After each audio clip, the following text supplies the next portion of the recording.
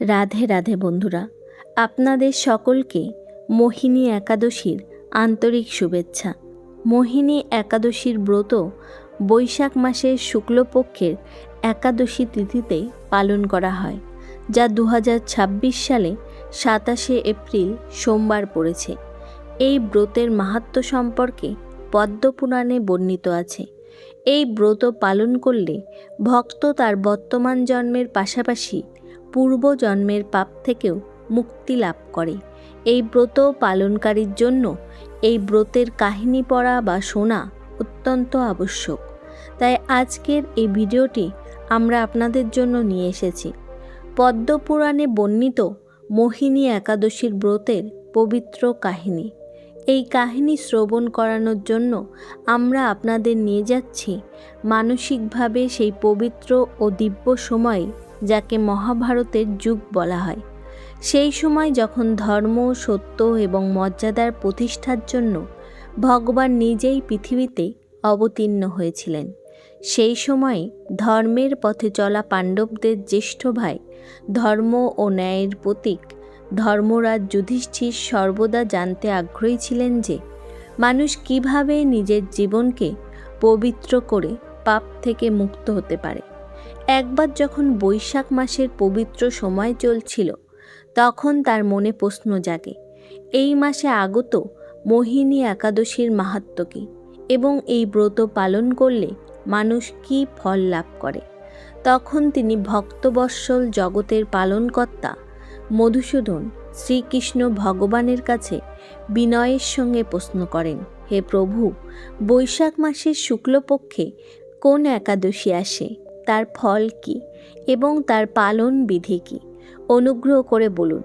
তখন ভগবান শ্রীকৃষ্ণ বললেন, হে ধর্মরাজ, প্রাচীনকালে পরম বুদ্ধিমান শ্রীরামচন্দ্রজি মহর্ষি বশিষ্ঠের কাছে এই একই প্রশ্ন করেছিলেন, যা আজ তুমি আমাকে জিজ্ঞাসা করেছ।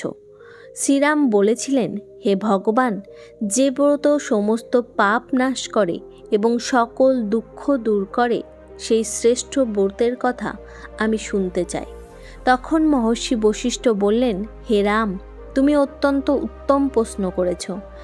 মানুষের শুধু তোমার নাম উচ্চারণ করলেই সে সকল পাপ থেকে মুক্ত ও পবিত্র হয়ে যায়। তবুও মানুষের কল্যাণের জন্য আমি সর্বশ্রেষ্ঠ পবিত্র ব্রতের বর্ণনা করছি। বৈশাখ মাসের শুক্লপক্ষের যে একাদশী, তার নাম মোহিনী একাদশী। এটি অত্যন্ত পাপহরণী এবং শ্রেষ্ঠ। এর প্রভাবে মানুষ মোহের জাল এবং পাপের বন্ধন থেকে মুক্তি পায়। সরস্বতী নদীর মনোরম তীরে ভদ্রাবতী নামে এক সুন্দর নগরী ছিল। সেখানে ধীতিমান নামে এক রাজা রাজত্ব করতেন। তিনি চন্দ্রবংশে জন্মগ্রহণ করেছিলেন এবং সত্যনিষ্ঠ ছিলেন। সেই নগরীতে ধনপাল নামে এক বৈশ্য বাস করতেন, যিনি ধন সম্পদে পরিপূর্ণ ও অত্যন্ত সমৃদ্ধশালী ছিলেন। তিনি সর্বদা সৎ কর্মে নিয়োজিত থাকতেন। মানুষের জন্য কুয়া, মঠ, বাগান, পুকুর ও ঘর নির্মাণ করতেন। ভগবান বিষ্ণুর প্রতি তার গভীর ভক্তি ছিল এবং তিনি সর্বদা শান্ত স্বভাবের ছিলেন। তার 5 পুত্র ছিল: সুমনা, দ্যুতিমান, মেধাবী, সুকৃত এবং ধৃষ্টবুদ্ধি। এদের মধ্যে পঞ্চম পুত্র ধৃষ্টবুদ্ধি ছিলেন তার নামের মতোই স্বভাবের। সে সর্বদা পাপে লিপ্ত থাকত। জুয়া ও অন্যায় অভ্যাসে তার গভীর আসক্তি ছিল। সে সর্বদা বেশ্যাদের সঙ্গে মেলামেশায় লিপ্ত থাকত। তার মন দেবতার পূজা, পিতৃ ও ব্রাহ্মণদের সেবা কোনো কিছুর প্রতি আকৃষ্ট হতো না। সে দুষ্ট আত্মা। অন্যায় পথে চলতে চলতে তার পিতার সঞ্চিত ধন সম্পদ নষ্ট করতে লাগল। একদিন সে এক বেশ্যার গলায় বাহু জড়িয়ে চৌরাস্তায় ঘুরতে দেখা গেল। তার এই লজ্জাজনক আচরণে বিরক্ত হয়ে তার পিতা তাকে বাড়ি থেকে বের করে দিলেন এবং অন্যান্য আত্মীয়রাও তাকে ত্যাগ করল। এরপর সে দিনরাত দুঃখ ও শোকে ডুবে কষ্টের পর কষ্ট সহ্য করতে করতে এখানে সেখানে ঘুরে বেড়াতে লাগলো। একদিন পূর্বজন্মের কোনো পুণ্যের ফলে সে মহর্ষি কৌনিন্দের আশ্রমে পৌঁছে যায়। তখন বৈশাখ মাস চলছিল এবং মুনি কৌন্ডিন্য গঙ্গায় স্নান করে ফিরছিলেন। ধৃষ্টবুদ্ধি দুঃখে কাতর হয়ে মুনির কাছে গিয়ে হাত জোড়ো করে বলল, হে ব্রাহ্মণ শ্রেষ্ঠ, আমার ওপর দয়া করুন। এমন কোনো ব্রত বলুন যার পুণ্যের প্রভাবে আমার মুক্তি হতে পারে। তখন ঋষি বললেন, যদিও তুমি অনেক পাপ করেছ এবং মায়ার বন্ধনে আবদ্ধ হয়ে অসৎ আচরণ করেছ, তবুও তোমার উদ্ধারের জন্য আমি একটি ব্রতের কথা বলছি।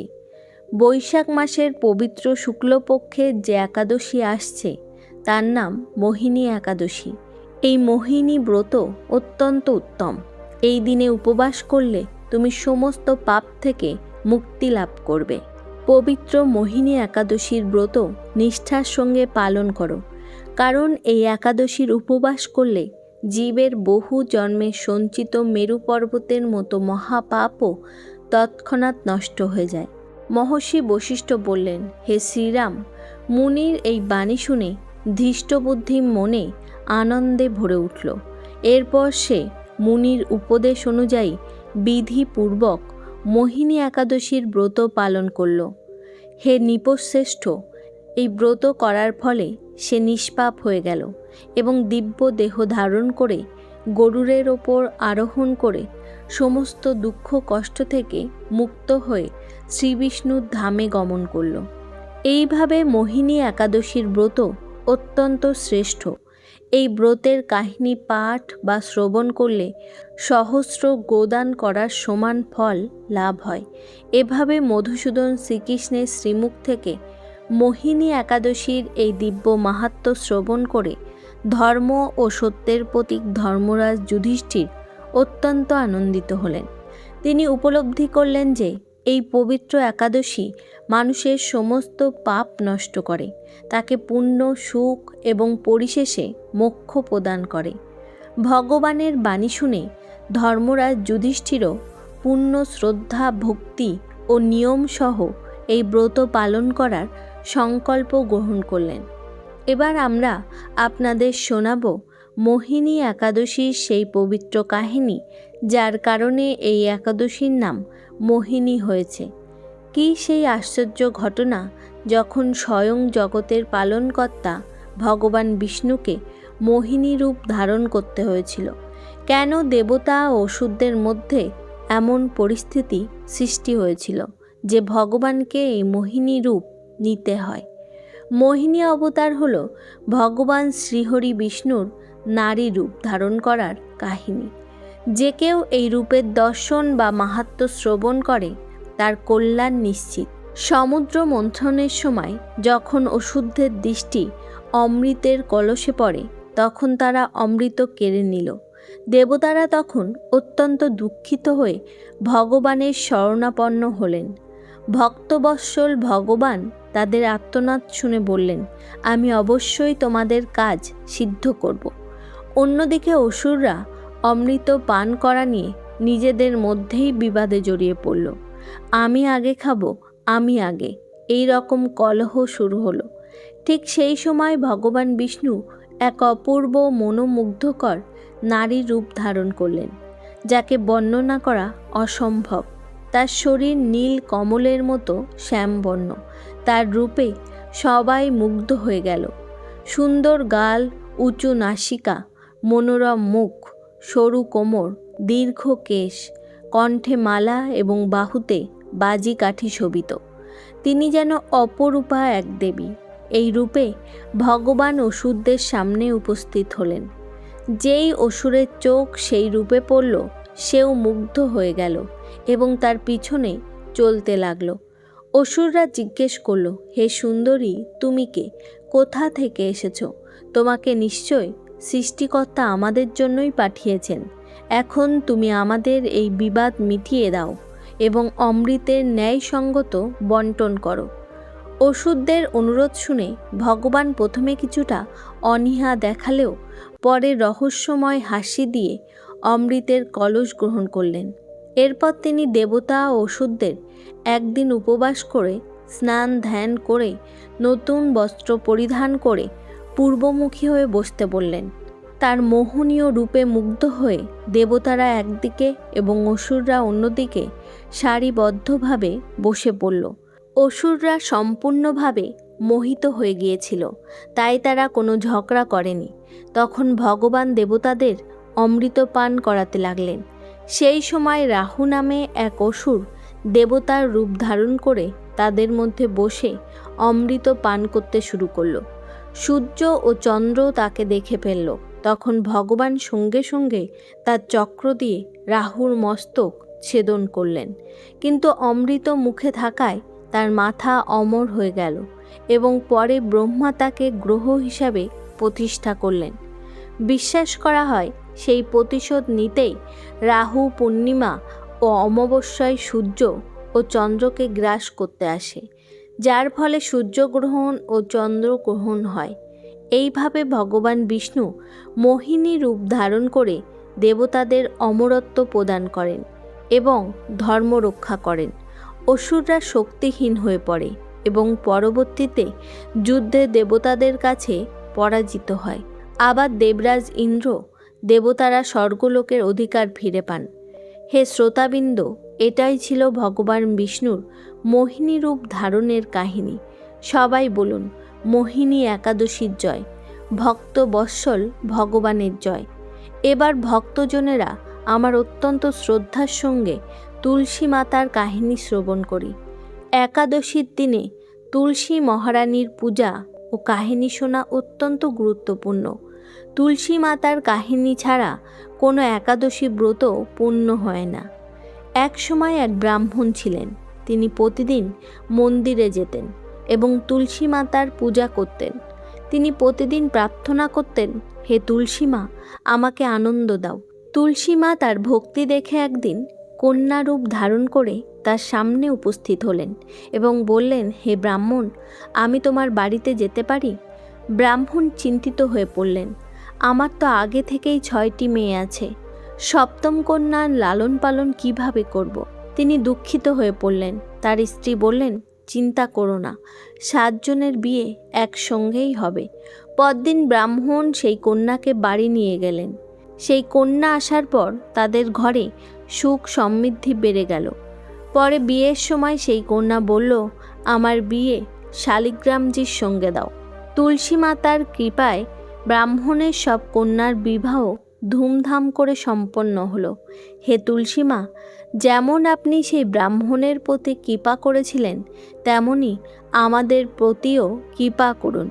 বৈশাখ মাস হলো সেই পবিত্র সময় যখন ভগবান বিষ্ণুর বিশেষ কৃপা পৃথিবীতে বর্ষিত হয়। এই মাসে জপ তপ স্নান দান ও স্রোতপাঠ বহুগুণ ফল প্রদান করে।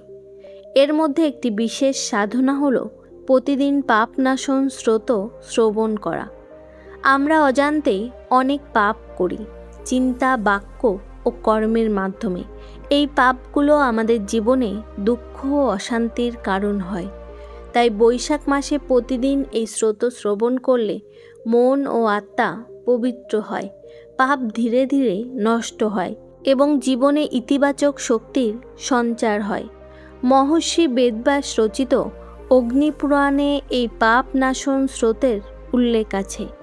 মহাত্মা পুষ্কর বলেন, মানুষ নানা পাপ করলেও যখন তার মন শুদ্ধ হয় তখন ভগবান নারায়ণের স্তব করলে সে পাপ মুক্ত হয়।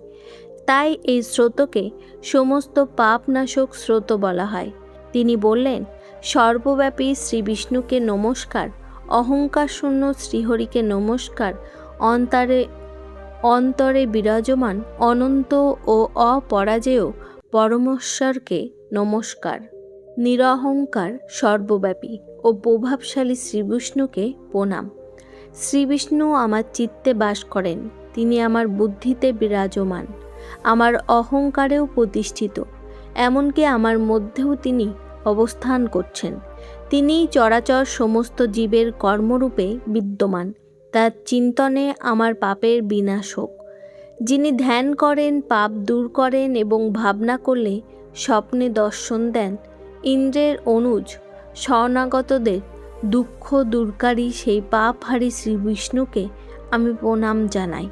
এই নিরাধার জগতে অজ্ঞানতার অন্ধকারে ডুবে থাকা আমাকে যিনি হাত ধরে তুলে ধরেন, সেই পরমাত্মা শ্রী বিষ্ণুর সামনে আমি নত হই। হে সর্বেশ্বর কমলনয়ন পরমাত্মা হরি, পরমাত্মা ঋষিকেশ, আপনাকে প্রণাম। ইন্দ্রিয়ের অধিপতি শ্রী বিষ্ণু, আপনাকে প্রণাম। হে নরসিংহ অনন্ত স্বরূপ গোবিন্দ, সকল প্রাণী স্রষ্টা কেশব, আমার দ্বারা যদি কোনো দুষ্ট বাক্য উচ্চারিত হয়ে থাকে বা পাপ চিন্তা হয়ে থাকে, তবে সেই পাপ দূর করুন। হে কেশব, মনের বশে হয়ে আমি যে অনুচিত ও গুরুগত পাপ চিন্তা করেছি তা শান্ত করুন। হে পরমার্থপরায়ণ ব্রাহ্মণ প্রিয় গোবিন্দ, কখনো নিজের মর্যাদা থেকে বিচ্যুত হন না এমন জগন্নাথ, জগতের পালনকর্তা দেবেশ্বর, আমার পাপ বিনাশ করুন। আমি মধ্যাহ্ন, অপরাহ্ন, সন্ধ্যা ও রাত্রিতে জেনে বা না জেনে শরীর, মন ও বাক্যের মাধ্যমে যে পাপ করেছি, হে পুণ্ডরীকাক্ষ, ঋষিকেশ, মাধব, আপনার এই 3 নামের উচ্চারণে সেই সমস্ত পাপ ক্ষয় হয়ে যাক। হে কমলনয়ন লক্ষ্মীপতি, ইন্দ্রিয়ের অধিপতি মাধব, আজ আমার শরীর ও বাক্য দ্বারা করা সমস্ত পাপ নাশ করুন। আজ আমি খাওয়ার সময়, ঘুমানোর সময়, দাঁড়িয়ে চলতে কিংবা জেগে থেকে মন, বাক্য ও শরীর দিয়ে যে কোনো সূক্ষ্ম বা স্থূল পাপ করেছি, যা আমাকে নরকে নিয়ে যেতে পারে, ভগবান বাসুদেবের নামস্মরণে তা সব নষ্ট হয়ে যাক। যিনি পরম ব্রহ্ম, পরম ধাম ও সর্বপবিত্র, সেই শ্রীবিষ্ণুর সংকীর্তনে আমার সমস্ত পাপ লুপ্ত হয়ে যাক। যাকে প্রাপ্ত করে জ্ঞানীরা আর ফিরে আসে না, যিনি গন্ধ, স্পর্শ ইত্যাদি থেকে অতীত, শ্রীবিষ্ণুর সেই পরম পদ আমার পাপ দূর করুক। যে ব্যক্তি এই পাপ নাশক স্রোত পাঠ বা শ্রবণ করে, সে শরীর, মন ও বাক্যজনিত সমস্ত পাপ থেকে মুক্ত হয় এবং সমস্ত পাপ গ্রহ থেকে মুক্ত হয়ে শ্রীবিষ্ণুর পরম পদ লাভ করে। তাই কোনো পাপ হয়ে গেলেও এই স্রোত জপ করা উচিত। এই স্রোত পাপ সমূহের প্রায়শ্চিত্তের সমান এবং কঠিন ব্রত পালনকারীদের জন্য এটি শ্রেষ্ঠ। স্রোত জপ ও ব্রতরূপ প্রায়শ্চিত্ত দ্বারা সমস্ত পাপ নষ্ট হয়। তাই ভোগ ও মোক্ষ লাভের জন্য এগুলোর অনুশীলন করা উচিত। এইভাবে যে ব্যক্তি সত্যিকারের শ্রদ্ধা ও নিষ্ঠার সঙ্গে পাপনাশক স্রোত পাঠ বা শ্রবণ করে, তার সমস্ত সঞ্চিত পাপ ধ্বংস হয়ে যায়। হে শ্রোতাবৃন্দ, যখন আমরা সকলে মিলিত হই ভগবান শ্রীলক্ষ্মী নারায়ণের কাছে ক্ষমা প্রার্থনা করি। হে সচ্চিদানন্দ পরম করুণাময় ভগবান বিষ্ণু, হে লক্ষ্মী নারায়ণ, আপনি সকলের অন্তরে বিরাজমান, সর্বজ্ঞ, সর্বশক্তিমান ও অনন্ত দয়ালু। আমি আপনার এই অজ্ঞ বালিকা জীবনের পথে চলতে গিয়ে অগণিতবার চিন্তা, বাক্য ও কর্মের মাধ্যমে জেনে না জেনে পাপ, ত্রুটি ও অপরাধ করেছি। হে প্রভু, কখনো কারোর সঙ্গে কঠোর ব্যবহার করেছি, কখনো অহংকারে কিছু বলে ফেলেছি, কখনো ক্রোধ এসেছে, কখনো মোহে বিভ্রান্ত হয়েছি, আবার কখনো লোভ আমাকে আপনার পথ থেকে বিচ্যুত করেছে। কিন্তু প্রভু, আপনি তো ক্ষমাশীল। আপনি তাকেই তুলে ধরেন যে পড়ে গেছে, তাকেই আশ্রয় দেন যে পথ হারিয়েছে। হে শ্রীহরি, আমি স্বীকার করছি আমার বুদ্ধি সংকীর্ণ, মন চঞ্চল, ইন্দ্রিয় আকর্ষণে ভ্রষ্ট হয়, তবুও আমার হৃদয় বারবার আপনার চরণে ফিরে আসে। হে প্রভু, আমি আপনার শরণাগত। আপনাকে ছাড়া আমার কোনো আশ্রয় নেই, কোনো গতি নেই। আমার মধ্যে যদি কোনো গুণ থাকে তা আপনার চরণে ভক্তি, যদি কোনো শক্তি থাকে তা আপনার নাম স্মরণ। আপনার কৃপা ছাড়া আমি কিছুই নই। তাই হে করুণার সাগর, অনুগ্রহ করে আমার ওপর দৃষ্টি দিন, আমার সমস্ত পাপ ক্ষমা করুন, আমাকে আপনার ভক্তিতে দৃঢ় করুন এবং আপনার প্রেমে আবদ্ধ করুন। আমি না যোগ জানি, না যজ্ঞ, না তপ, না ব্রত। আমি শুধু এইটুকু জানি যে আপনি আমার আর আমি আপনার, এই সম্পর্কই আমার আত্মার চূড়ান্ত পরিচয়। বন্ধুরা, এইভাবে মোহিনী একাদশীর ব্রত সমাপ্ত হলো। আপনাদের সকলের ওপর শ্রী বিষ্ণু ভগবানের আশীর্বাদ সর্বদা বজায় থাকুক। বন্ধুরা, যদি ভালো লেগে থাকে তাহলে ভিডিওটি লাইক করে চ্যানেলটিকে সাবস্ক্রাইব করতে ভুলবেন না, আর কমেন্টে জয় শ্রী বিষ্ণু অবশ্যই লিখবেন। ধন্যবাদ।